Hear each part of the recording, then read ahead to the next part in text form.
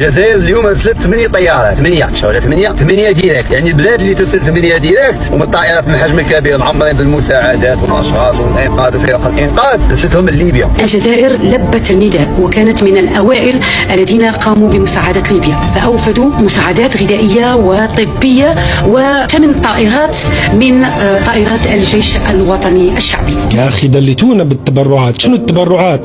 تبرعات الجزائر لليبيا عباره عن طوافتين او ما يعرف بالمروحيات، زوز طائرات فقط، وليبيا عندها منها 12 طائره. تمام.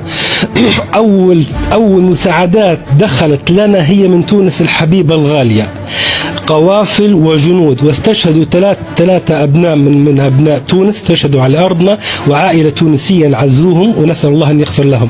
لم أجد تونسي واحد يمنن علينا أو يدلنا بالمساعدات متاعتهم، بالعكس دخلت مع توانسة حبيت نشكرهم، قالوا لي عيب تشكرنا، نحن دولة واحدة.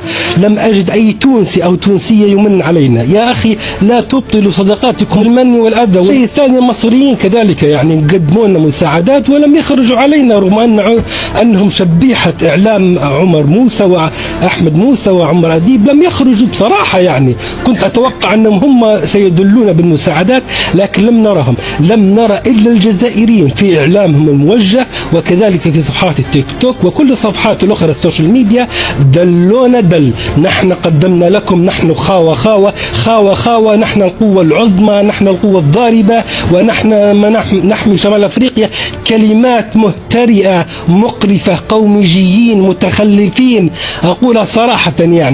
يعني أتمنى أنكم يا أخوتنا في الجزائر تاخذوهم الطائرتين اللي دليتوا أمنا بهم، زوز طائرات هم. والله العظيم أنا بصراحة يعني أحيي ملك المغرب وبنات وشباب المملكة المغربية العظيمة أنهم رفضوا يستقبلوا أي شيء من المغرب من الجزائر. أنا متأكد لو أن المغاربة يعني انكسروا وقبلوا حتى صندوق واحد تبرعات، أقسم بالله التطبيل والعرس الجزائري سيستمر 30 سنة ويذلوهم ذل بهذا الصندوق.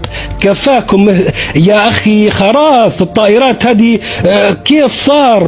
أنا أتوقع أن أحمد موسى عمر أديب سيدلونا. بالعكس المصريين طلعوا راقيين بصراحة. إخوتنا التوانسة لست مستغرب من العقل التونسي، الأمة المغربية الصغيرة هذه تونس الحبيبة، لكن الجزائريين زوز طوافات أكلت كبودنا بهن، دعمناكم أمة عمي تبون.